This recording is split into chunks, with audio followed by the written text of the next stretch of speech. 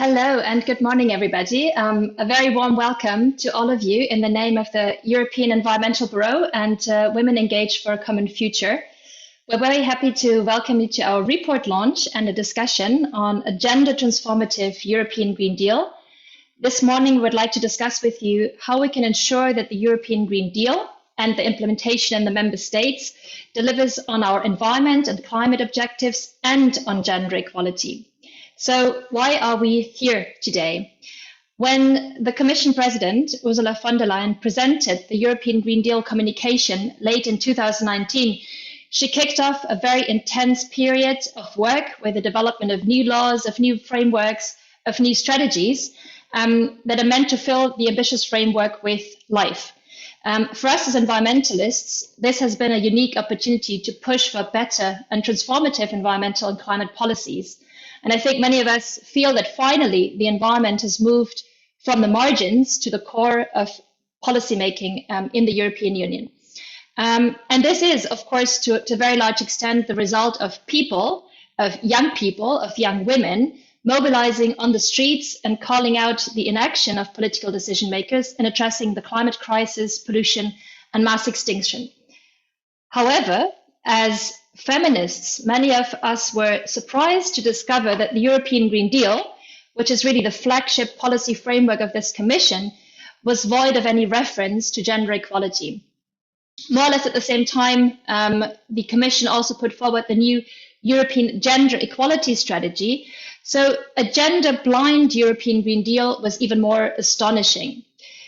It's well known that women and men are impacted quite differently by environmental pollution and climate change. Men and women have different environmental footprints, and they often also have different means to invest in sustainable solutions. The policies that we put in place to become sustainable, to tackle the environmental and climate crisis, do not always benefit everybody equally. And they can even perpetuate and deepen the gaps that already exist in our societies. So we believe that effective environmental policies need to take the gender difference into account in order to deliver for both people and the planet. But now it seems that there is new momentum to discuss how we can move from gender blind to gender transformative policies, environmental and climate policies. The youth, environment and climate movement embrace feminist approaches, and they're giving them new traction. We have the new European Gender Equality Strategy with a task force set up in the Secretariat General with equality coordinators in all the DGs. DG Environment is working on an equality mainstreaming strategy right now. We have the Committee of the Regions, who is working on an opinion on gender equality and climate change. We have the European Institute for Gender Equality that will focus on the environment in its upcoming work program. The UN Environment Programme and the OECD have already been providing valuable analysis on the gender and environment nexus. And at member state level, we have environment ministries working for better gender mainstreaming in environment climate policies. Two of them are here with us today. So we are here to contribute to this discussion and to make recommendations with our new report entitled Why the European Green Deal Needs Ecofeminism, from Gender Blind to Gender Transformative Policies. This report has only been possible due to the support of our work. We would like to thank the Austrian Federal Ministry for Climate Action, Environment, Energy, Mobility, Innovation and Technology, and the German Federal Ministry for Environment, Nature Conservation and Nuclear Safety, as well as the Heinrich Böll Foundation for their support. And I would also like to thank all of the authors and experts providing input and feedback to our report. There have been a total of 23 organizations, European environmental organizations, research institutes and think tanks, women's rights and racial justice organizations who have contributed their perspectives. So a big thank you to all of you. So before I give the floor to our speakers, just a bit of information for the participants. You see that the Q&A function is open for your questions. So during the debate later on, I will try and pick up as many of your questions as possible and integrate them into the discussion. So please make sure to ask short and precise questions. Also let us know if you direct your question at a particular speaker. Please also do identify yourself with your full name and eventually your organization so we know who you are. Any polemic or improper comment will be deleted. So let's make sure we make this a constructive debate with open minds. The link to our report will be shared in the chat towards the end of our debate. We are recording the session, so with the permission of the speakers, after the event, we will make the recording available to those who weren't able to join us today. So we have participants here with us today from different Commission DGs and Commissioners' cabinets, from the European Parliament, from the Committee of the Region, and of course from national environment ministries. A warm welcome to all of you. Thank you for your interest in our report. Unfortunately, DG Environment could not send us a high-level speaker today due to the onset of the summer break and still a very high workload around environmental files. However, we will, of course, follow up on this debate with many of the experts, not only in DG Environment, but across the European institutions, and follow up on the launch of this report. So let me now give the floor to our first speakers. We'll start with Leonore Gewessler. She's the Austrian Minister of Climate Action, Environment, Energy, Mobility, Innovation and Technology, followed by Rita Schwarzenegger, who's the Parliamentary State Secretary in the German Federal Ministry for Environment, Nature Conservation and Nuclear Safety, for their opening remarks. So, dear Minister Gewessler, we're looking forward to hearing from you why gender equality matters for you, and how it can be better integrated into environmental and climate policy. The floor is yours, Minister. Thanks a lot. Dear participants, it's really a great pleasure to welcome you to this important event today. We all know that climate change and the loss of biodiversity are key challenges of our time. And to tackle these, the European Commission has launched the European Green Deal, which provides a basis for more ambitious environmental policymaking and a better basis for more ambitious policymaking than ever before. And clearly, it has the potential to be a game changer. It will help us to kickstart the transformation of our economy into a more sustainable, into a climate-friendly, into a socially just future. The Green Deal is a success, and I think this also explains the workload of DG Environment very clearly these days. But it is our guideline for a better future. However, we also need to be clear that it has some issues we need to work on still. And one of the most fundamental ones is that it lacks a clear focus on gender issues. And this is a problem, of course, because for women, the climate crisis is a whole different story than for men. It is a story of energy poverty, a story of marginalized mobility, and a story of underrepresentation. Energy poverty, to start with, is female. In Austria, women earn still, and on average, nearly 20% less than men, and make up a majority of single-parent households. This affects, of course, their ability to pay energy bills, both for heating and cooling. They also often struggle to cover the costs to insulate their homes. A study found that for Austria, up to 72,000 women are affected by energy poverty, as opposed to 48,000 men. So this fact must be addressed in our policies. Another different story is women and transportation. Walking, cycling, and public transport are used much more often by women, while men tend to use more cars and planes.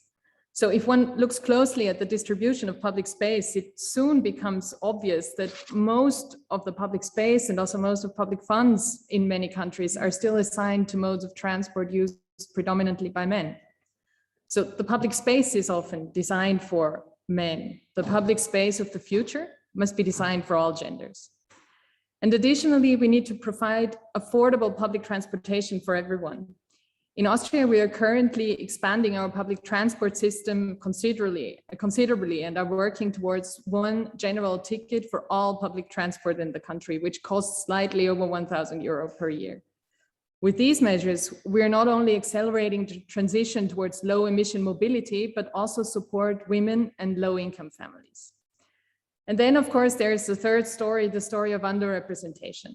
Most high-level decisions are still made by men. They make up the majority of political leaders in the field, but also in companies and other organizations. And this has to change, and it can change. That's the good news. My ministry, for example, supervises several fully or partly state-owned companies. And since I took office, we raised the share of women in supervisory boards from 37% to over 50%. But change, I think we also have to be clear on that, does not only work top-down. We need to create an environment where women can thrive. We need to encourage girls to seek careers in the climate and the energy sector. We need to provide daycare facilities for kids. We need to support women to connect and network with each other. Another, maybe more technical approach towards more equality is budgeting. Public funds need to be equally distributed. In Austria, since 2013, every ministry has to take gender equality into consideration when planning, implementing, and evaluating budgetary measures. Furthermore, every ministry has to formulate objectives on how to improve gender equality and report their progress to the national parliament annually. This helps, of course, to gradually increase gender equality in the public sector. Only a few days ago, as many of you, of course, are aware of, the European Court of Auditors issued a report on gender mainstreaming in the EU. It came to the conclusion that it has hardly been implemented, and this needs to change. Public funds need to be invested in a way that supports everyone.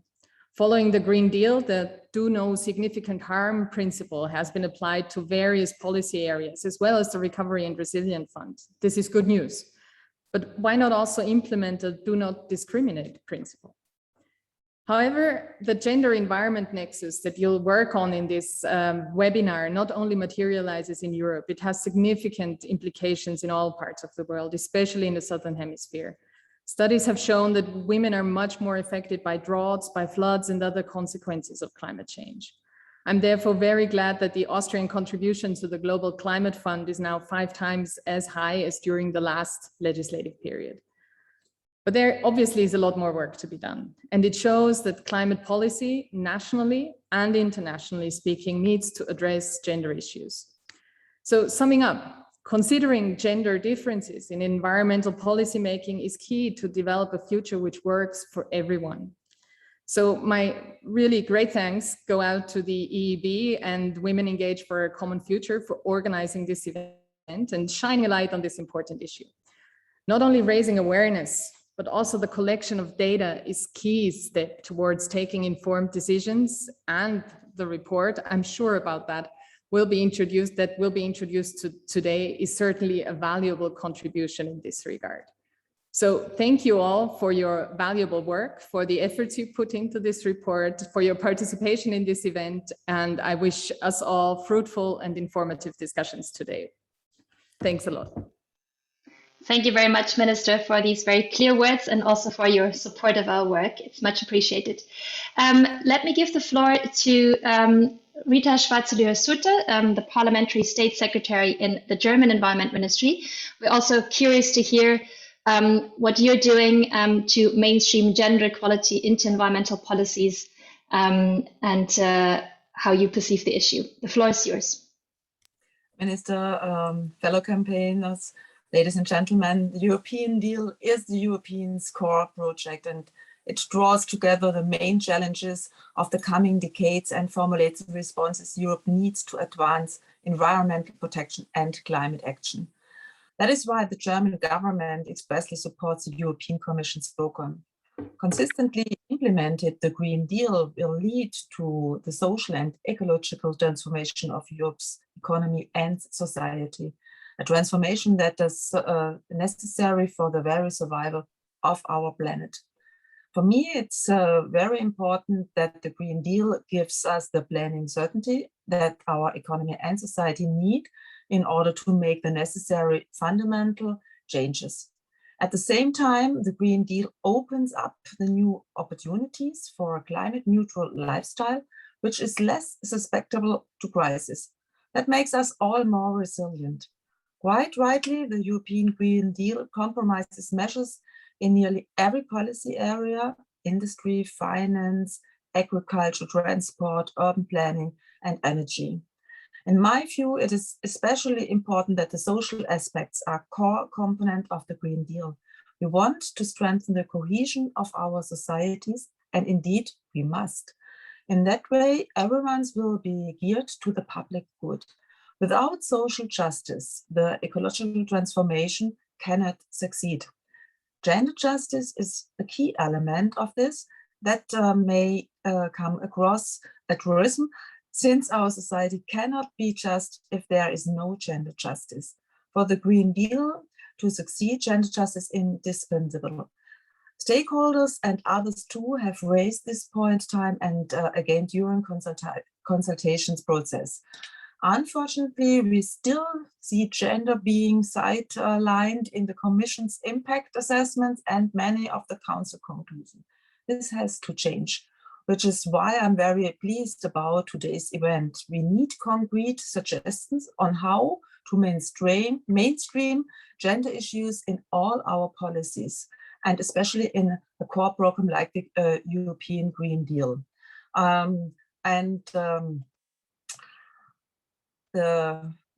I lost the line. I want to thank all the who had one moment. Sorry. I want to thank all who has made this report, and I thought this is very important work, and I hope that the EU Commission also will recognize this and underline how important this social cohesion with gender justice is. And today's at the UN we have the SDG high-level political forum, and it's also important in the line of the 2030 agenda, not only with the Green Deal, but also with the 2030 agenda in developing states, also in industrialized states. Thank you very much, and excuse my language. It's not my language. Thanks. Thank you very much for these clear words and for your support. Also great that you refer to the ongoing high-level political forum and the SDGs, which reminds me of the fact that in the European Union's last year SDG monitoring report, SDG 5 on gender equality, was the only SDG where the data clearly showed that we're actually regressing, which is, of course, a major concern. So in that sense, it's there's a clear link between our discussion today and the review of our progress towards the SDGs, which is going on in New York these days. So let's move to the report itself. We'll have three short presentations to give you a kind of first flavor of our report, which you will hopefully be able to study more in depth later on. So three short presentations to give some first ideas how we believe we can move from gender blind to gender transformative environmental policies. We're going to start with my colleague Nadège Larrey, who has been coordinating this report, and she will explain some of the key concepts that we have applied throughout the report, and she will summarize the analysis and recommendations. Then we'll have a closer look at two specific policy areas where gender differences have so far not been taken into account. We will start with Sally Shortall. She's the Duke of Northumberland Chair of Rural Economy at the Newcastle University, and she will share with us how gender is not properly accounted for in policies for sustainable agriculture. And then we'll hear from Thorfinn Sattenforth.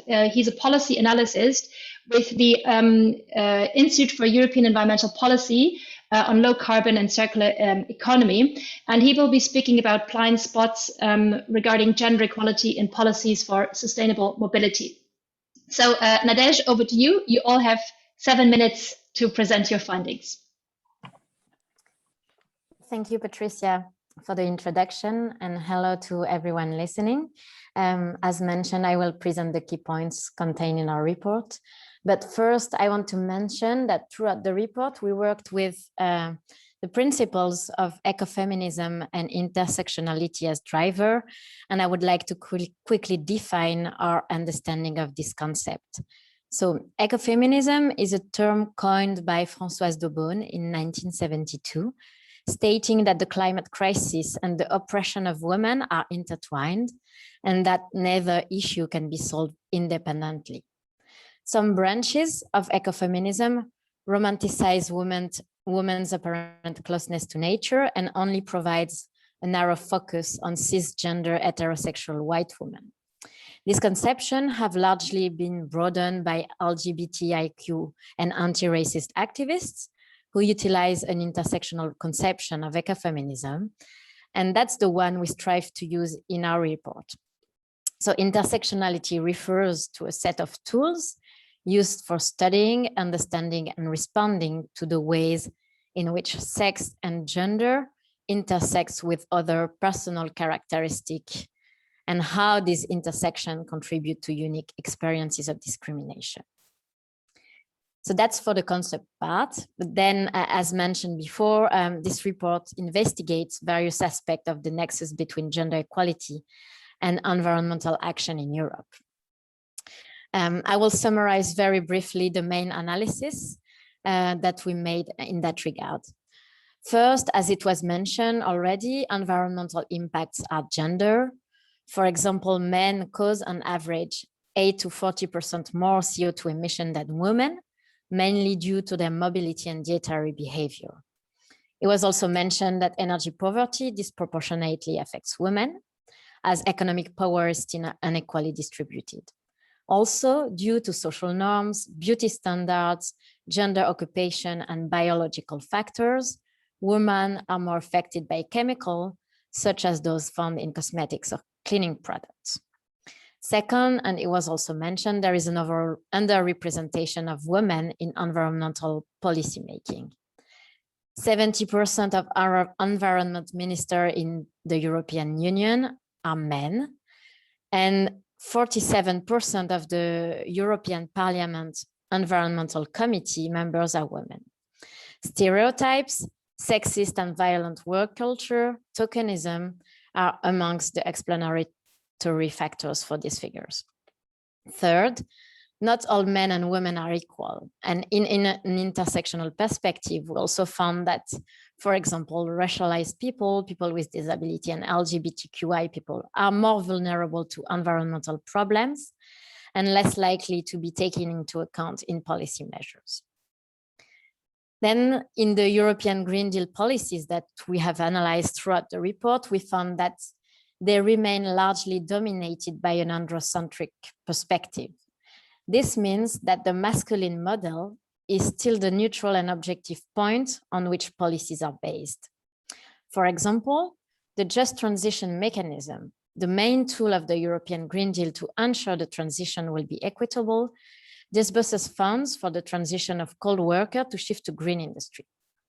While brown industries area needs strong support in the transition, the current structure of the mechanism is most likely going to benefiting mainly men in coal mining areas, instead of taking a deeper look at which social groups need specific attention during the transition.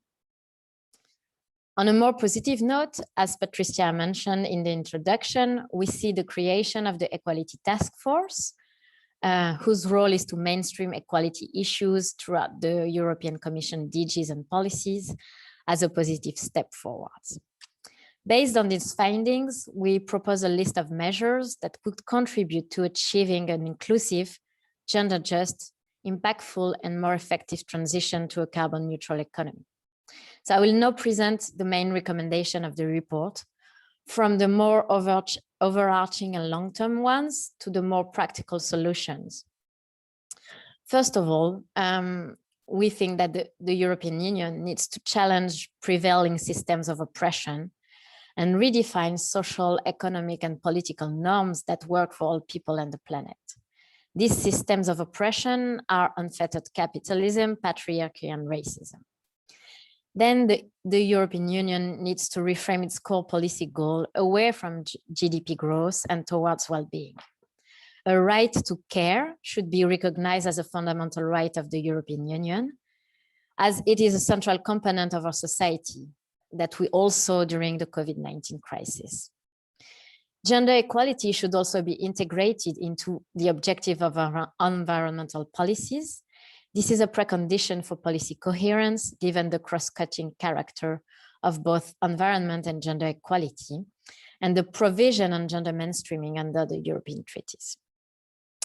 The EU also needs to apply an intersectional framing in environmental policies to benefit all European people equally and to raise interest and acceptance of the transition. On the European Green Deal implementation, initiatives promoting ecosystem-based solutions originating from ecofeminist practices and learning should be more prominent. Then the Institute for Gender Equality in Europe has developed lots of gender mainstreaming tools and guides. They should be used in environmental policy making to ensure gender transformative environmental policies. Some of the key aspects we want to highlight here are through EGE and Eurostat, the collection of disaggregated data and applying an intersectional analysis to them. The European Commission should allocate funding on research programs, for example, Horizon 2020, to explore better the interlinkages between gender and environment inside the EU. The European Commission should also apply gender budgeting methodologies into green budget and taxation, for example, by developing benchmarks and indicators for gender equality as part of the scorecard that will be finalized by the end of the year to monitor the implementation of national recovery plan. Then the European Commission should also integrate gender into existing impact assessment on environmental policies. Measure to ensure more inclusive representation in environmental policy making could include quotas, work policies and practices that promote work-life balance, zero tolerance for stereotypes, toxic masculinity, discrimination, and violence. A concrete example for having more inclusive representation in green job could be to dedicate some funding for measures that feminize the workforce through a revised version of the Just Transition Mechanism and Renovation Wave. Finally, the European institution should organize transparent, formalized, inclusive, and meaningful consultation of stakeholders on environmental policies that include gender institution, gender expert, women's rights, and gender organization, as well as the most marginalized women, which are racialized women, women with disability, and young women, for example. These are the more general recommendations that we make in the report, but we also have recommendations for each sectoral policy that we analyzed, and you will now listen to 2 of them. Thank you very much. Thank you very much, Nadège. So we will move to a concrete example, looking more specifically at sustainable agriculture and how we need to take on a more gendered lens when we present policies to increase the sustainability of our agricultural system. Sally, the floor is yours. Thank you, and thank you for inviting me to be here. So I have contributed a chapter on agriculture and the Green Deal. So I'm going to give a very, very short overview. If people have more detailed questions, feel free to contact me afterwards because I would love to discuss it with you. So what is the problem? Well, the problem is that agriculture is central to achieving the Green Deal objectives. And the farm to fork strategy is at the heart of the deal. And what does this involve? It means farming differently. It's about restoring our soils. It's about organic production. It's about reducing chemical inputs. So it's going to require a significant shift in practice. And it's a move from one that has kind of assumed that increased production will lead to increased profit. And how is this going to happen? Well, we have to understand the people who farm. You know, farming isn't just about nitrates and animals and crop yields, it's about people. And who are these people? The European Green Deal is gender blind, but so too is the Common Agricultural Policy. And the Minister talked at the outset about the European Court of Auditors' report on gender mainstreaming, which also specifically mentions that the Common Agricultural Policy is gender blind. The CAP, the Common Agricultural Policy, it's a very unequal policy. And the European Commission has really tried to correct for some of those inequalities in terms of, types of farming or how the budget is distributed and so on. But it has never paid any regard to the gender of the people who farm, even though it's still the largest component of the EU budget, and it's almost entirely paid to men. The agricultural industry is notoriously lacking in diversity. And we know that industries that are less diverse are very slow to change in practice. They underperform. And this is the case with agriculture. And it overlooks the fresh perspectives brought by women. And, we have a really poor understanding of women's role in agriculture as decision makers, as unpaid laborers, and investors in the farm through their off-farm income. So in the chapter, I refer to two different studies. One was kind of 4 case studies of EU countries, and the other study is work in England for the ministry in England, looking at the role of women entrepreneurs on farms. Again, if anybody's interested, feel free to contact me. And in terms of the findings, what I found was that nearly 80% of women are very involved in farm decisions. So they are shaping farm policy and so on. So it's critical that policymakers engage with women. The evidence also shows that women are much more active in organic production. They're much more active in pasture-fed livestock, in raising kind of ethical animal production. And there are both, often people say, there's this nice soft idea that women are more organic. There are, again, statistical EU figures, also for Ireland as one of the member states that I study. There are figures that show that women are much more engaged in organic production, and they have a much better understanding of the farm to fork approach. They're more committed to soil restoration and to the kind of agriculture the Green Deal and the European Union wants to pursue. Women tend to be better represented in organizations that favor organic production, pasture-fed trends, and so on, and animal welfare. And I guess the key kind of advantage that women bring, ironically, is that because they don't inherit land, they're not shackled or constrained by those kind of cultural barriers of having inherited the land and being bound to farm the way it's been farmed for the last 6 generations, even if that no longer makes any sense for our current environment and the world that we live in. So what are the way forward? What are our recommendations? And again, I'm only going to give a flavor of these because of time. We do need some more research to really understand women's farming practices in the European Union.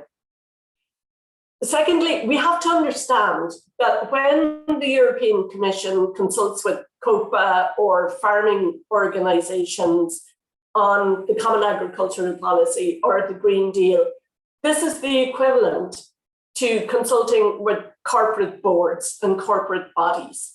And at the EU level, we really pay attention to the gender makeup of corporate boards, but we pay no regard to the gender makeup of farming organizations, which are about 90% men. So the EU must ensure that it includes, it consults with a range of organizations that also include women producers to ensure we reach the goals we want to reach. We must really question this EU approach of assuming an individual farmer, an individual male farmer. 95% of EU farms are family farms, and we must recognize that. And we must ensure that the new performance monitoring and evaluation framework of the Common Agricultural Policy considers gender equality. So, Patricia, I think I will leave it there for now to allow time for the other presenters and for discussion.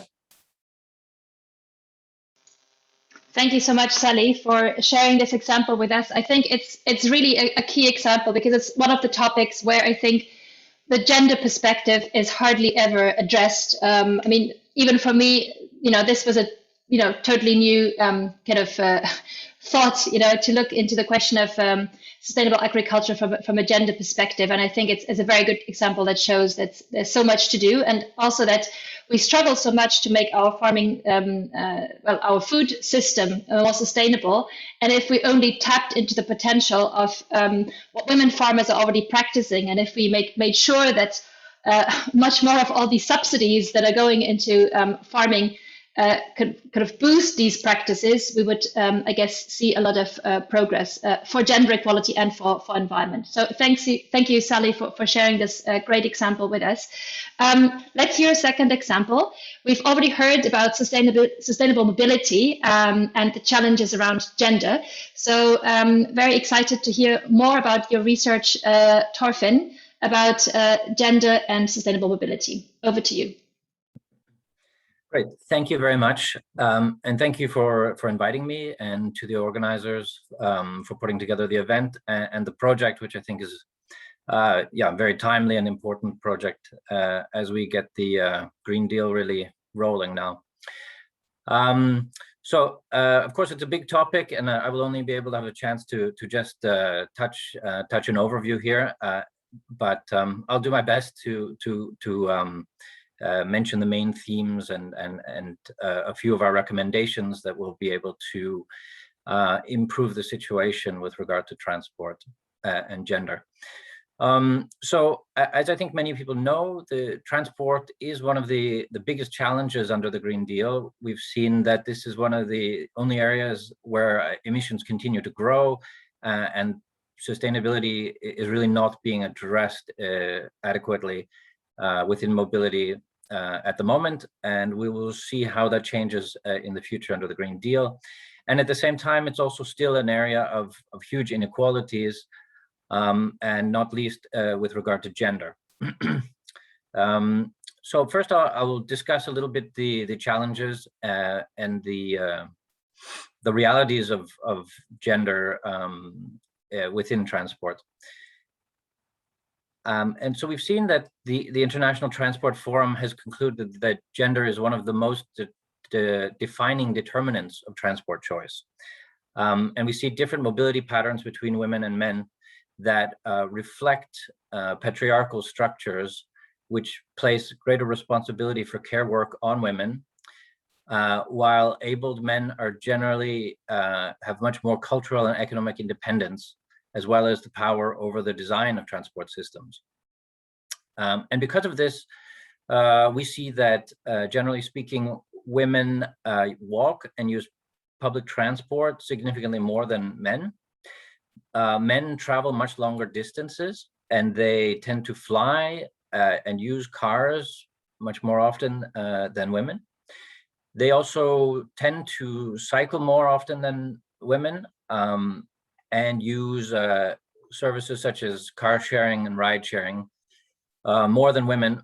But we do also see that where adequate cycling infrastructure is available, women use that mode of transport just as much as men, if not more.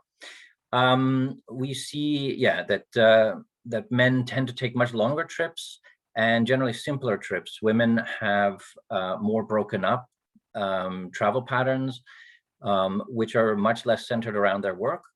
And because of this, they have more complicated travel patterns, which are generally not accounted for in modern transport systems in the same way that simple trips back and forth from work are. We also see, of course, that women and men perceive their travel experiences significantly differently. And notably with regard to risk and safety. This is, of course, a problem on public transport. For example, we've seen studies in the UK that usage by women would increase by at least 10% if public transport was perceived as safer. And as well, we see that with regard to driving, men tend to be riskier and are involved in many more accidents than women. So that's another problem. Another aspect is with regard to employment in the transport industry. We see that in the EU, women only make up 22% of the labor force. And this, of course, has implications throughout the sector, and not least with regard to decision making. And in the senior levels, the disparity is even worse. So those are just a few of the issues that we've covered in the report. And if you want to see a little bit more detail about those, that's available in the report. We have a few recommendations to start to address some of these problems. One problem is that we still don't have very good data with regard particularly to urban mobility, disaggregated by gender and from an intersectional perspective. In fact, data in general is very poor with regard to urban mobility, and the Commission should try to improve that situation across the EU. As was also mentioned earlier by Minister Gewessler, we see also that private cars, which tend to be more used by men, are still heavily favored in most transport policy. And that this imbalance should be addressed if we want to have a gender-sensitive policy.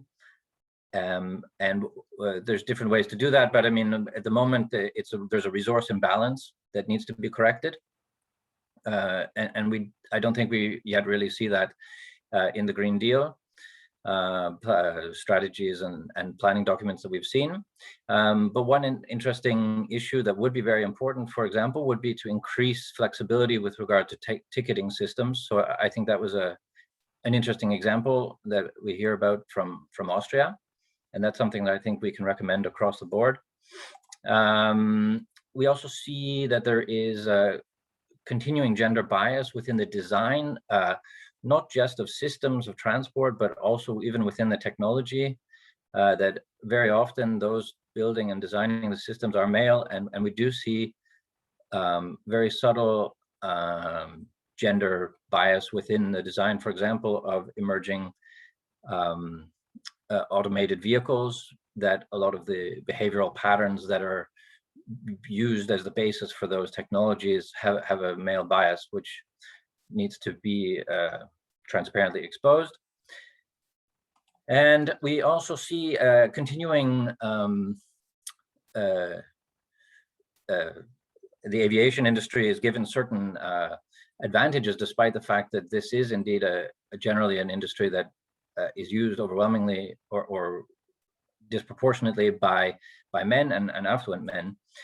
We think that there needs to be a shift to different forms of long distance travel, for example, rail and buses. And one way to do this would be to improve the safety of those forms of transport.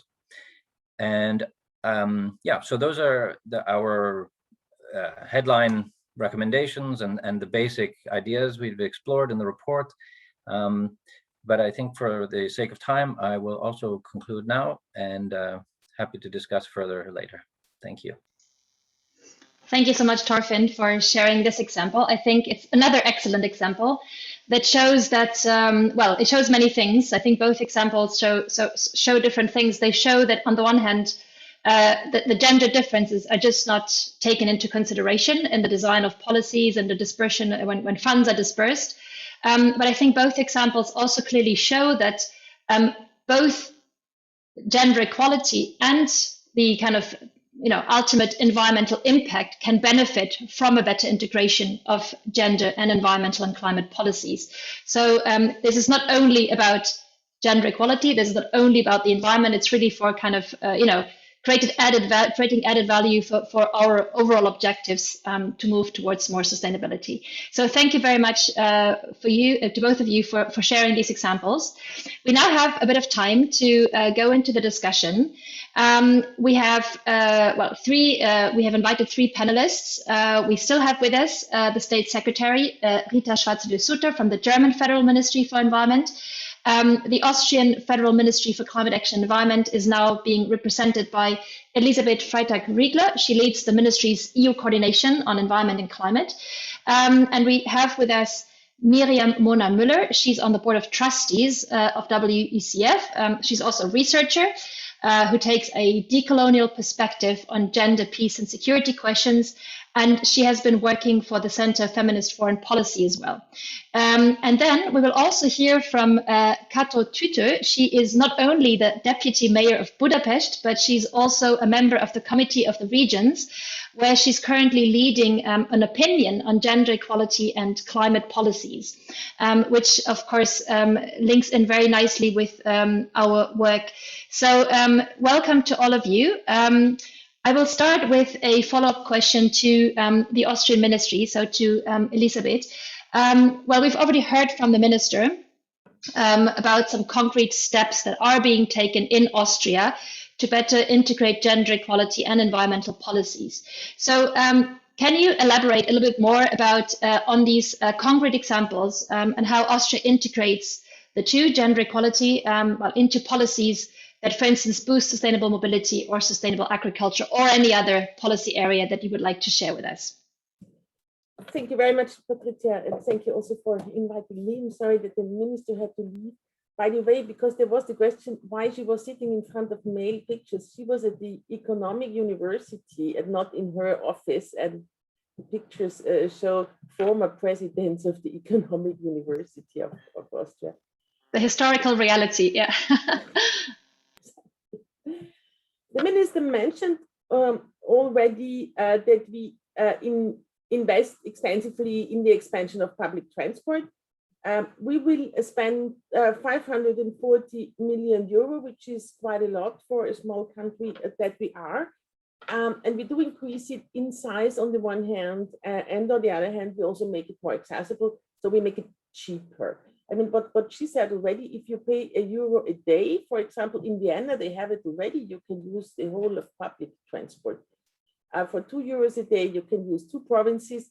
It's a bit difficult to understand for countries that are not federal, but Germany is federal as we are. And for €3 a day, you can use the whole of Austria.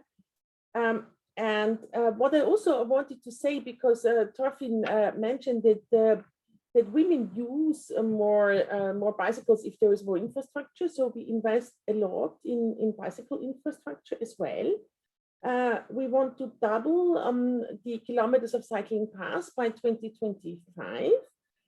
And we have like additional measures like service systems, like rental systems. In Vienna, for example, we allow bicycles to use taxi lanes. So taxi drivers hate, of course. But it is of course very, very important for bicycle drivers. And we also support it a lot in the ministry. So if you want to do a business trip in Vienna, you can also have a bicycle from the ministry if you don't want to use public transport. And this ministry doesn't have any cars. That was really, really difficult to understand. The minister travels to Brussels by train and also to Luxembourg by train. So we always take the night train. And this week she had a day in one of the Austrian provinces, and these nice people gave like plants and things to her, but nobody realizes that she's the only minister who goes by train and doesn't have a car and doesn't have a driver and doesn't have people carrying all this stuff for her. And what I also wanted to mention is for quite some years already, we do gender budgeting. So all the ministries, they have to say what they do to fulfill their own gender requirements. And it is not always easy to define, but I think gender policy is about money and it is about representation. It was mentioned already, but I think the important thing is where does the money go? And so we try to support women with public money. Thanks a lot, Elisabeth. Yeah, thanks for sharing these interesting developments from Austria. For instance, around sustainable mobility, I'm sure there's things that could be picked up and scaled up across the region from these examples. And also thank you for mentioning gender budgeting. I just remember that I saw this analysis very recently about a first analysis of the national recovery and resilience plans that the member state governments had to present recently. And the findings were pretty clear that in most member states, not all, but in most member states, they say the gender perspective on how the recovery funds are going to be used was very weak. So again, another example where in a time of crisis where we all know that women, for very different reasons, had to bear most of a lot of the burden of this crisis, whether it's because they're frontline workers in the hospitals or in supermarkets, or because they take over the care work in the families, are not necessarily going to benefit from the massive distribution of funds now. So thank you for bringing up that issue. So let's go back to the German ministry. You've already introduced your ministry's work on better integrating gender into environmental policies. Maybe you can also elaborate a little bit more or give us some more concrete examples of how the German Environment Ministry is advancing on this path. Thank you for the question. The Federal Environment Ministry is integrating gender justice in all its areas of work with a gender strategy. And gender justice is not simply about equality. We understand it as a consideration of structural, societal and social factors which embraces the concerns of all genders. And guidelines and work tools will be available for our staff. I place great value on participatory processes and dialogues. As far as possible, women are fairly represented in committees and consultations. And also we look at the administration that we have equity. During our council presidency, we addressed gender equality in the Berlin Declaration on digital society and in in council conclusions on sustainable digitalization. Alongside this, I also see a good number of politicians and others in leading positions who take gender justice very much to heart. Many are keen to use their influence to bring about positive change in our society, and I think the young generation is very pushing, and I think it's very good that we have a young generation, young women who are pushing this forward. Thank you. Well, let's now hear from Kata Tüte about the upcoming opinion in the Committee of the Regions on gender and climate. Kata, what are your main arguments why we need to better integrate gender and climate policies, and how's the work going in the Committee of the Regions? Hello, thank you. I think the arguments have been said. I think I'll try to bring in some new elements. So it is the role of the cities and leaders. The Committee of the Regions is a body made up of local representatives. It's made up of mayors, leaders of the regions, local representatives. And what we actually see on the European level, on national level, that's also present on the local level. And when we talk about bringing in gender mainstreaming, when we talk about having results in gender equality, then we need to have more decision makers in the process. And when we talk about the Green Deal and transforming our societies and transforming our cities, a big chunk of the implementation is on the shoulders of local leaders, of the mayors. Mayors will decide in many cases of public transport, mayors of big cities, and when it comes to city planning, when it comes to mobility plans, when it comes to sustainable energy and climate action plans. So when it comes to energy poverty, there's a big role of local decision makers when it comes to sustainable urban mobility plans and pricing and routes and bus route plans, and when it comes to walking cities, and when it comes to spending a huge part of the recovery and resiliency facilities, it will be partly the mayors who will decide. So what we say is, and what I'm aiming for in the European Committee of the Regions,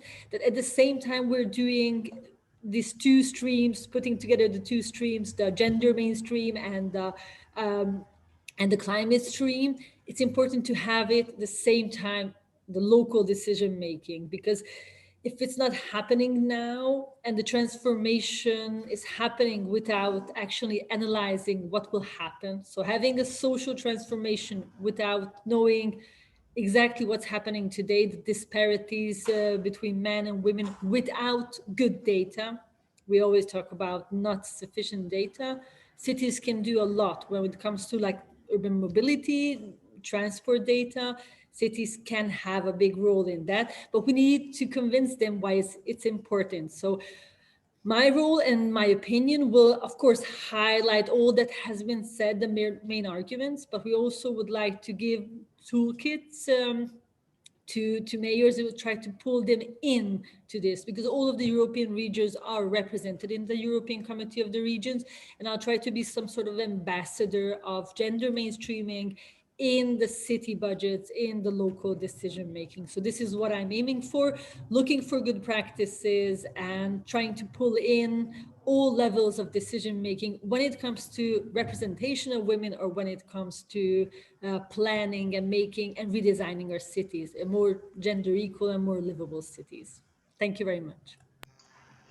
Thank you so much for sharing some insight to your work, and for reminding us that on the one hand, it's very important to make sure that the very high level policy frameworks that we're focusing on at the European level integrate gender. But then at the end of the day, of course, it's most often up to the local level or the regional level to put them into reality and make them, put them into reality. So thank you for also reminding us of that.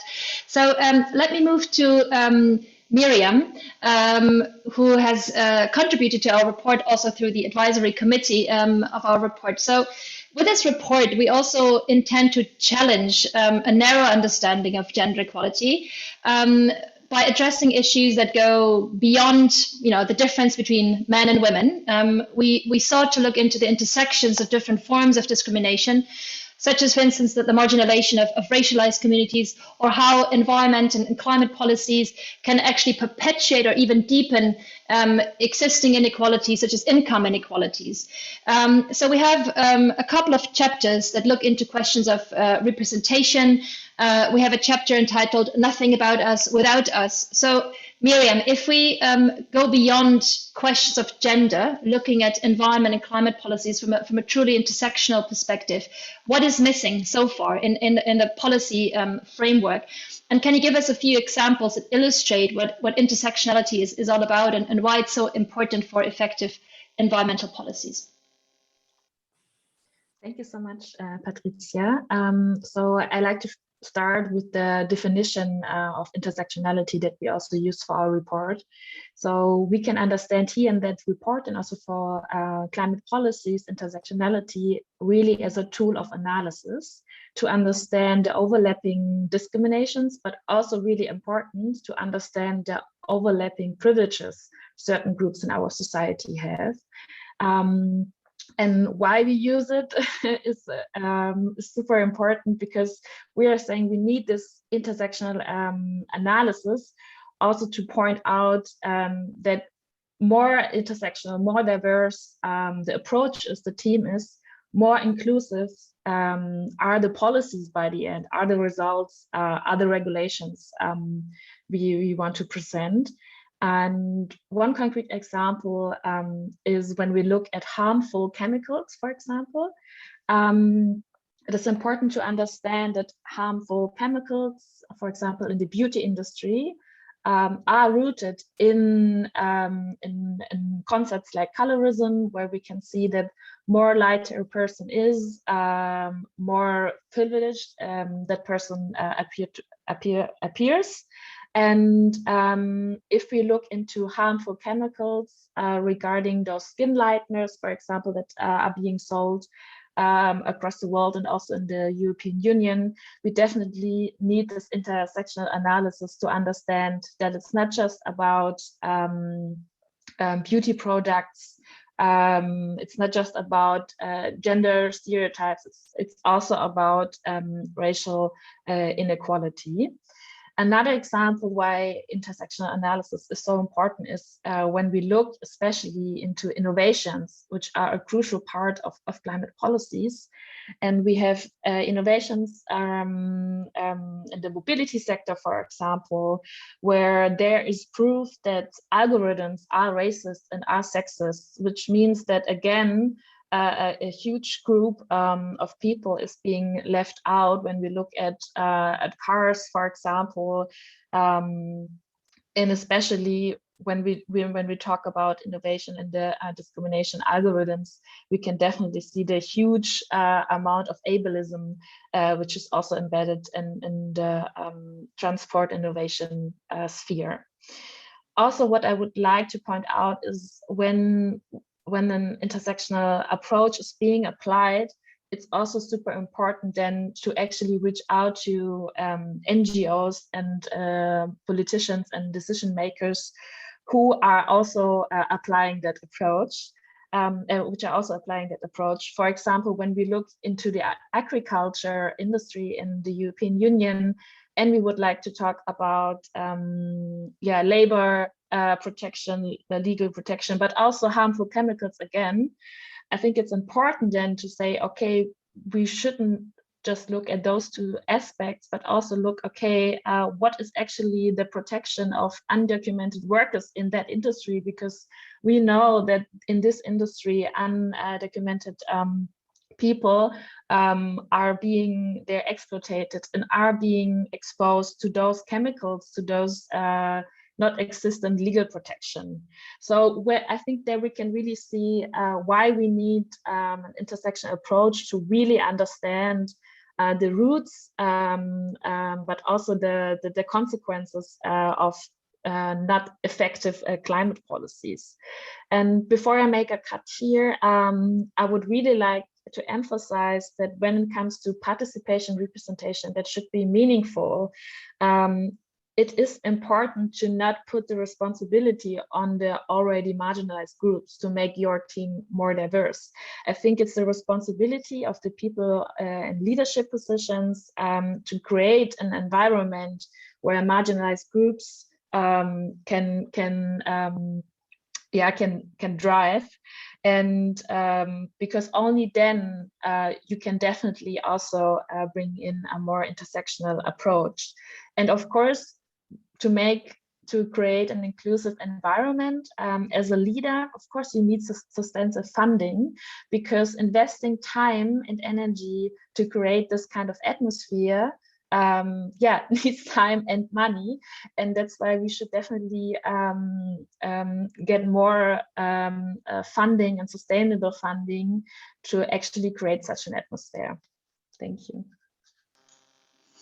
Thanks a lot, Miriam. I think these were very concrete examples why it is important to, of course, not only leave it at an analysis of a gender analysis, but to really also take an intersectional approach to fully understand the different layers of inequalities and to come up with policies that present real solution to these issues. And thank you for also bringing up the issue of representation again. At the moment, there's a very interesting debate happening at the European level about why the environmental movement is so white. And I think there's still a lot of work to be done, by policymakers, but all other organizations, including ourselves, to really understand our history as a white middle class movement, and how we can really open up and become more inclusive and include those people often at the front lines of the things that we try to solve, not just as stakeholders or being there consulted, but really at the core of what we're doing. And we hope that our report will be contributing to this discussion. So I see that there's a lot of interesting questions already in the chat. So I'm going to our audience. to make sure that we have enough time to answer the interesting questions from the chat. So there's one question for you, Elisabeth, from Kati Wiese from the EB. She's saying that, well, we have recently covered the Austrian example in work that we've done on green budgets. And it's, to our understanding, only 1 out of 4 countries in the world that truly implement gender budgeting. So the question is, what are the lessons learned since the implementation of gender budgeting in Austria? And how can it be integrated into green budgets? And what can be done to encourage other member states to integrate green and gender budgeting? I think we pleasantly share our experiences, but the most important thing is that you raise awareness. You raise awareness in the ministries because you are forced to answer questions. They ask you, if you spend the money, did you kind of take the gender classes, and did you check, is it more for men, is it more for women? Are cycling paths more for men or more for women? And I think it raises awareness, and that's the most important thing. Apart from the fact that it is good to spend money for women, I think it is important that the decision that people taking decision are aware of the fact. It doesn't mean that you are not allowed to do something for a young man anymore. It is of course allowed, but you have to be aware that something is for men or something is for women. And I think it is important that we have more female decision makers. Somebody said in the beginning, only 30% of the environment ministers are female. This might be the case, but it's even worse in the Transport Council, in the Ecofeminism, in the agriculture, and in most other councils. And I really think that politicians have to lead by example. That is budget, but that it is also how they live. I think already the 3rd minister in Austria had a baby. All of members of parliament, of government are quite young. And the chancellor's partner will have a baby at the end of the year. And now the whole country is discussing whether he would stay home for a while. In Austria, it's quite common that mothers stay home, and we really motivate men. So every man in the ministry who is a father stays home for a few months. And I think this is really important, that you show it is possible, and that you take away the disadvantage from young women as well. And I think that's the same as the gender budgeting. But if somebody is interested in details, we definitely can provide details on the gender budgeting. Thank you, Elisabeth. We have actually 2 questions on the question of sustainable mobility. So I'm trying to summarize those for you, Thorfinn. We have Samuel Martin Sosa, who was asking, in your research on gender and mobility, have you found out anything about the reasons why women move more sustainably? Is it mostly about different access to economic resources? But are there other reasons? For instance, is there an intention in women mobility choices linked to sustainability consciousness, so basically a difference in values? And then we also have a question from Gabriele Köhler, who is asking, it would be interesting if we had data on mobility patterns in connection with care roles. Would men who take a main care role in family and therefore have also multiple point trips use other modes of transport? Thorfinn. Yeah. Okay, yeah, very interesting questions. With regard to the reasons that for the different mobility patterns of women, I mean, yes, I think, yeah. So the care role, I think, is a big part of the explanation. Also, the economic, relative economic position and different work patterns is a big part. But yes, it's also very true that women are more conscious, actually, of the sustainability implications of the modes of travel. And there are surveys showing that, in general speaking, women place a higher value on choosing a sustainable option. Why that is, I'm not exactly sure. And I think maybe that's something that someone else would be more qualified to talk about. But that is definitely one aspect of this. And with regard to whether men adapt those patterns when they have a care role, I haven't actually seen any sort of quantitative information about that. And that's a very interesting question that I think could be useful if we did have more data. As we've discussed, that there isn't always so much data. I mean, we rely a lot on sort of ad hoc survey information here. So I'm not exactly sure, but I would think that would be, they would adapt a bit more of this sort of so-called female pattern. Yeah. Thanks, Torfin.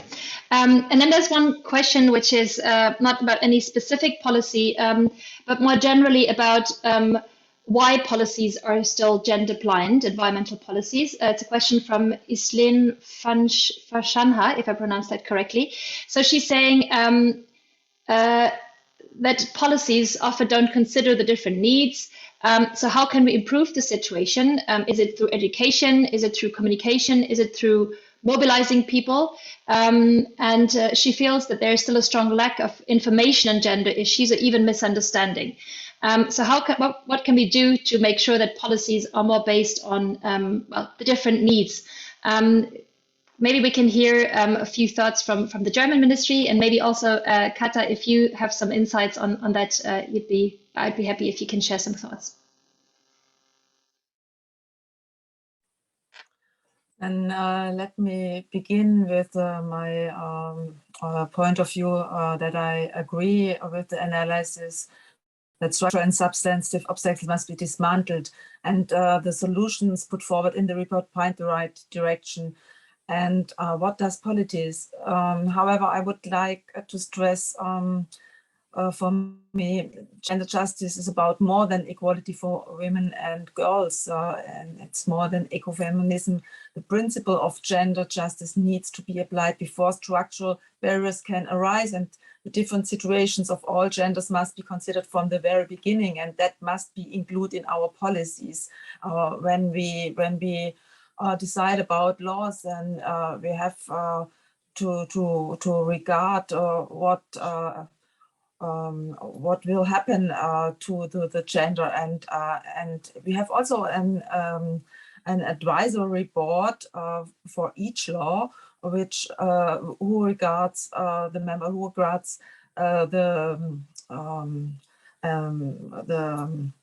law and what and if it is compatible with gender and the SDGs. So I think there must be a controlling for every law governments decide, and so I think at the end we have to look that it must be considered from the very beginning on. So and I think if we are in line with the SDGs, and I stress it again, so then it's really natural that we have to look about every law that we decide that it's compatible with with gender goal, and also with the gender goals and tackles.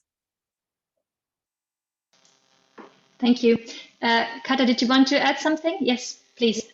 Sometimes eye-opening examples can help a lot. Like in Vienna, city leadership noticed that teenager girls are missing from public playgrounds, public spaces. They found teenager boys, but they didn't find girls older than 9-10 years old. And they started asking why. Why aren't you here? We have a lot of public spaces. We have a lot of boys playing here. Girls, why aren't you here? And they told that there's nothing for them to do. These playgrounds and these places are designed for boys. And if you change this, and if you have like different things to do in these parks and these playgrounds, we will be here. So Vienna asked, what do you need to use public spaces more equally? And they transformed these public spaces. And like these really, really simple examples, but you have to be conscious about it, that you look around, you know your citizens, and you ask your citizens. And data collection is important, because the more we have a lot of data, but we don't have the good tools to use it, to see how our citizens use their cities, their routes, their patterns. And when we actually know what they're doing, we can transform our cities that it will be more livable to them. But this concrete example, like we have quite a few of these, can be really eye-opening. So this is just one concrete example. Thank you. Thanks a lot for this indeed very concrete example. There's one more question from Helen Lin, which is about chemicals exposure. And I think it's a really important one. We have a couple of chapters in our report about the question of chemicals and gendered health impacts of chemicals. Obviously, this is important. Well, in a European context and globally, we also have a chapter that addresses kind of the intersection of kind of gender equality issues and environmental issues in global textile supply chains, where, for instance, women workers are disproportionately exposed to pesticides in the cotton fields, but also, of course, in the wet processes in the textile supply chain, which is a topic which is very much appreciated in the policy solutions that we're looking at.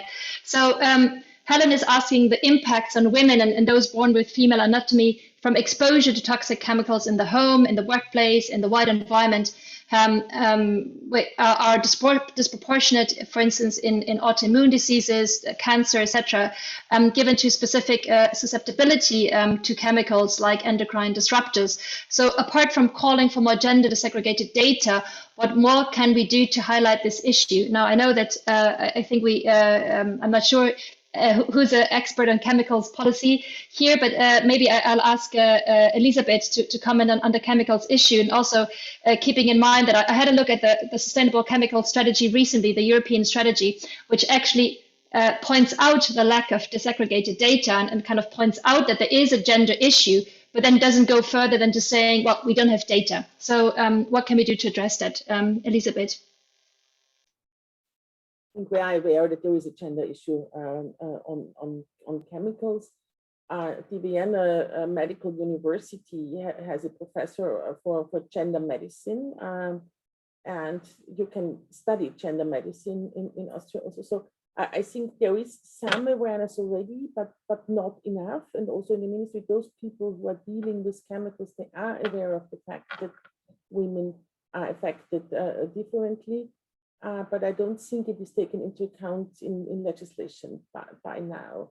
And in this context, I wanted to support what the German State Secretary said on gender, but also on SDGs. For every new law, I think you have to check, is it in line with the SDGs, and is it in line with gender? And if we would do that more consequently, then I also think if we would check this chemicals legislation, then we might react differently. But the problem is with chemicals is that we more or less transpose EU directives, or we have EU regulations. So we very, very rarely have national laws on chemicals that do not have a base in Europe. So I think it is even more important, or as important as doing it on the national level, is that the European Commission takes care about the gender issues in their proposals. What they maybe did now in the Fit for 55 was the social fund, because I think the social fund, that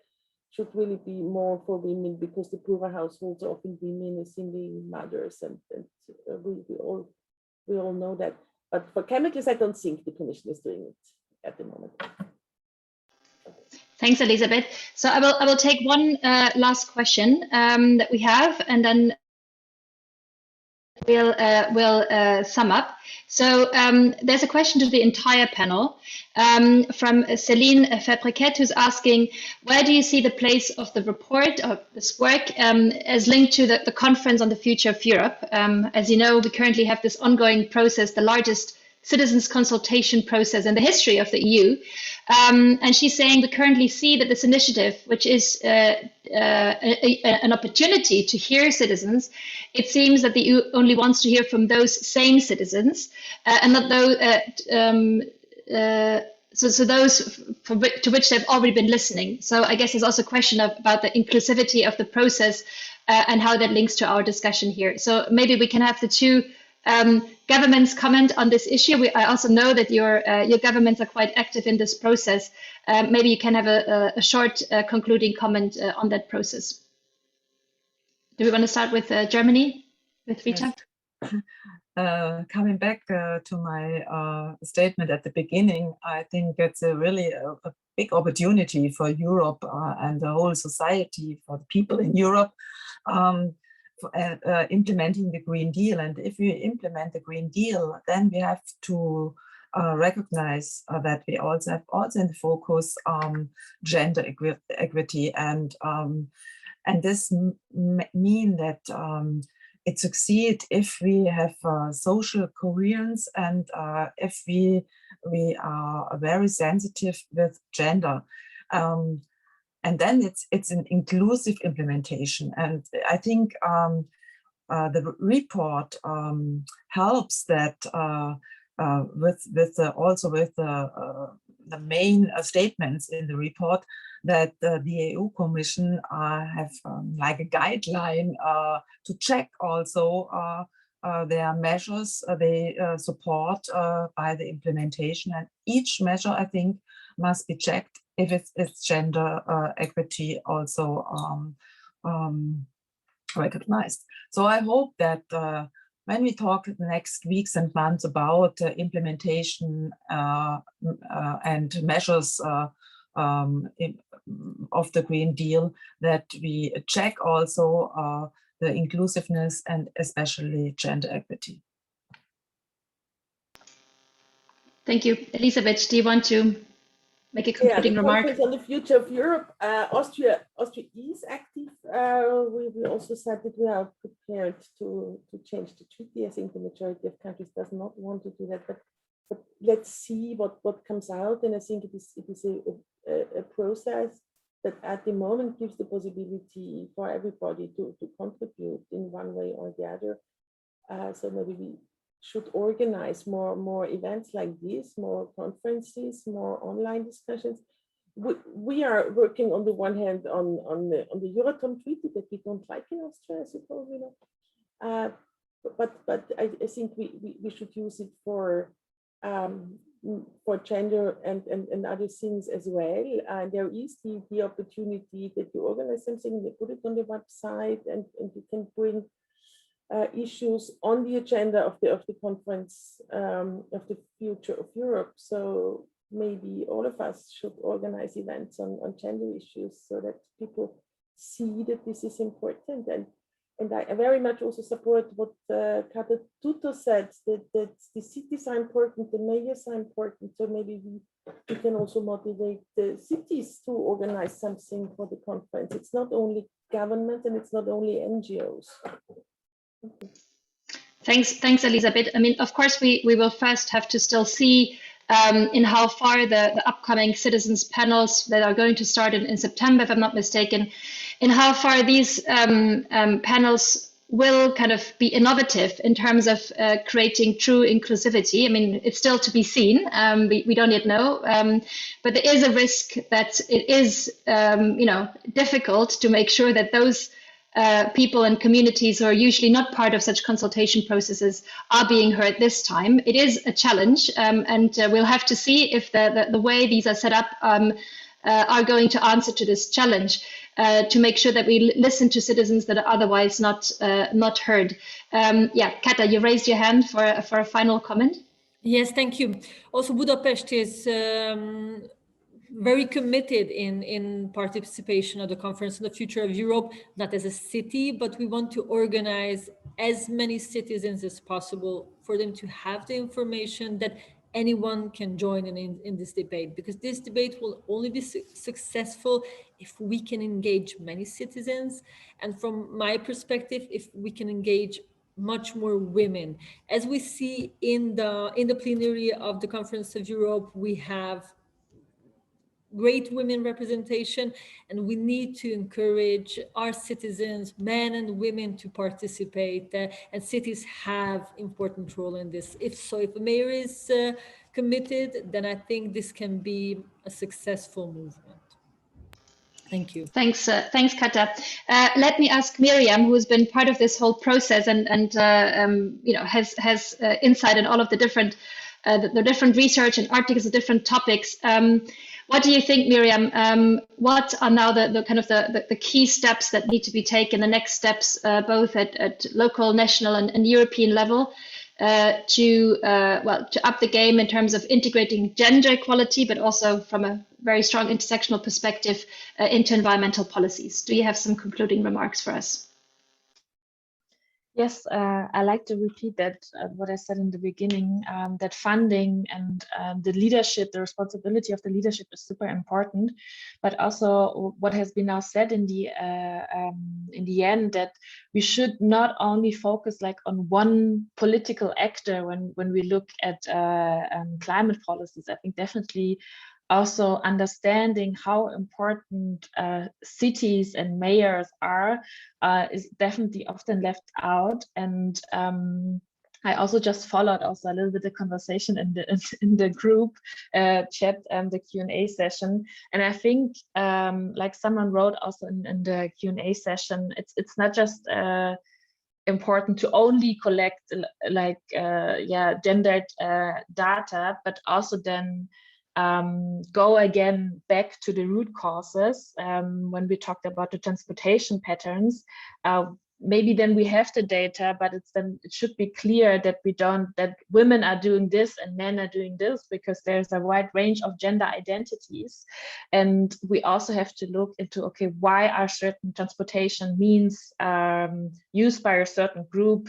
The answer is then because of status, for example, but also because of security reasons. I think this is also often neglected when we look on the patterns of cis women or trans people, that they use certain transportation means because of security reasons. So I think there's still a lot to do, but I think we're on a good track, and this report is definitely an important milestone, and I hope that we can elaborate on that and actually also see some recommendations we have put in the report being realized within the next years. Thanks, Miriam. Well, we're coming to the end of our event, and I'm going to hand over in a minute to Anke Stock from Women Engage for a Common Future. She's the gender expert at WECF and has not just authored a chapter for our report, but also been on the advisory committee. I just wanted to, because unfortunately we can't go to all the interesting comments that are still here, but I just wanted to highlight a few thoughts that I think are important to take away. Annabelle has commented on the fact that, well, there is a risk, and I think it's not just a risk, it's already a reality, that there is basically yet another burden on women. She said it's the third shift, so beyond kind of being in charge of kind of domestic life and care work and work, now women are often also in charge of the ecological or sustainability work at home. I mean, if we look at who is who's taking care of recycling, buying local food, preparing meals in a sustainable way, etc. So all the sustainability work turns into an ecological burden. So a third kind of burden for women. So thank you for bringing this up. I think it's important to keep it in our minds, and we've also mentioned it in the report. There's also Mary from the European Women's Lobby who mentioned that the European Women's Lobby is also calling for a care deal as a sustainable model to meet the care needs throughout the life cycle and to complement the European Green Deal. So at the EB, we also support that idea very much, and to also kind of give more value to care work also as green work, as sustainable work. So thank you, Mary, for mentioning that. And then there's also a comment from Emily, who is saying that, that a huge problem is, of course, within our economic system and the structure of work, which is still largely based on the model of a man who works full time and is supported by a wife at home, who carries out the unpaid labor to facilitate the work. And of course, that we need to continue to challenge these structures. So she agrees with the idea of a feminist well-being economy, for instance, of things like a 4-day working week to ensure that a more diverse group of people can fully participate in work, public life, and decision-making. So thank you for bringing this up. And Celine also commented again that in the Conference on the Future of Europe, there is a big problem with kind of a lack of minority and ethnicity representation in the plenary and for the citizens panels. We'll have to see, but there's a risk that there will be a continuation of the lack of representation. So there's more interesting comments, but we're at the end of our time. So sorry for not being able to bring everything up. Anke, over to you for a few concluding remarks and a summary of our discussion today. Yes, thank you, Patricia, and good morning to everyone. This was a really rich discussion, and I'm very pleased to have been able to be part of this, and I try to be really short in summarizing this. So we heard about all these challenges we are facing when we try to link gender equality to environmental action, and not only from the transport sector, the gendered mobility patterns, or the common agricultural policy being completely gender blind. We heard about the recommendations, how to address these missing coherences, like the monetary incentives to really move away from private transportation, or also the need of provisions within the CAP to enable women to access small and medium grant and loans. And then we heard about these interesting examples from member states, and in particular from Austria, the gender budgeting mechanism, which is in place now for 8 years. This is really, really interesting and fascinating. And the point you made, Elisabeth, about the raising awareness it's really crucial and important. And from Germany, we have this gender equality strategy since last year, and now we also have the Ministry of the Environment working on a particular gender mainstreaming strategy to really introduce that system within the ministry, and that's so important. The European Green Deal wants to be transformative, inclusive, socially and gender just. So that's quite a challenge, and I think we need to refer back to the basic tools that we have, like gender mainstreaming, and you mentioned this, Parliamentary Staatssekretär Schwarzenegger. So Entschuldigung. The gender mainstreaming principle is over 25 years old, and we also heard from Minister Gewesler that the efforts in the EU, they are declining when implementing gender mainstreaming, and this is shocking, and I think it is partly due to the fact that we really do not fully understand how to do that. And it is not only about women, obviously, it includes men and all genders, and it's also about really institutionalizing the mechanism in the respective department or ministry. So we need to create gender expertise, and this is really important. And I think it's a very good start that the German Ministry of the Environment is starting to implement that in a very coherent and substantial way. But looking at the bigger picture, our report really comes at a time when we are seeing a backlash against women's LGBTQI rights and gender equality in general. We therefore really need to produce, or we need to show solid evidence of discrimination in various arenas, such as in the environmental arena. We need sex disaggregated data. We need gender statistics which have an intersectional approach. We need proper gender analysis and impact assessment, and obviously monitoring and evaluation tools that include gender considerations. At the same time, we are facing, or not facing only, we are in the midst of a climate crisis with overwhelming impacts on people and the planet. We now even see that in Belgium and Germany.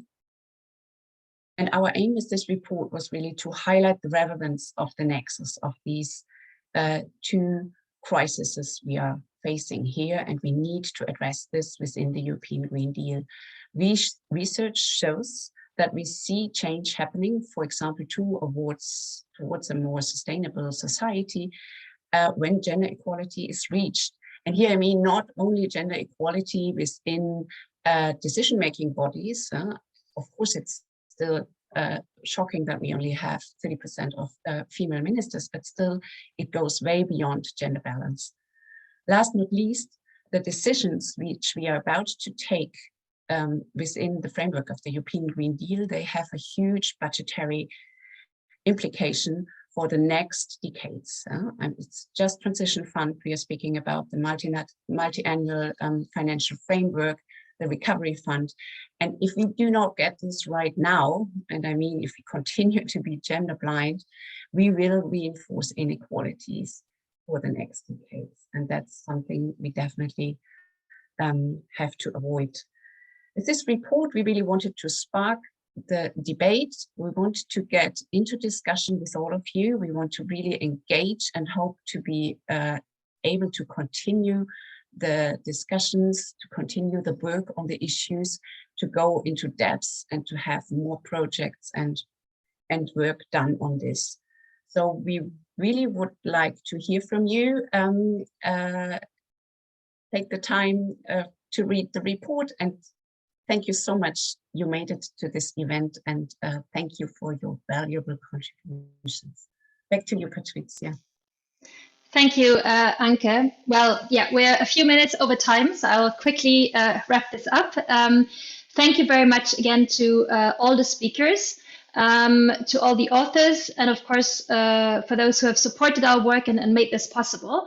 And as you said at the beginning, for us, this is really like a starting point, and we'll continue to use our report and our research to also discuss more in depth with experts in the different policy areas, also working with the committee and the region on the link to climate policies and all other institutions who are interested in taking this discussion further. So thank you again for your interest this morning, and also for your time dedicated to this discussion. We have shared the link to the report in the chat. We'll also share it with you again in a follow-up email. And yeah, do get back to us with comments and thoughts. We want this to be an open conversation. And in our report, we also share different perspectives, different opinions. So there's not one solution or only one right opinion on these issues. So do get back with us with comments. We want to take this debate further with you. So thank you very much for joining this morning, and enjoy the rest of your day, and see you very soon.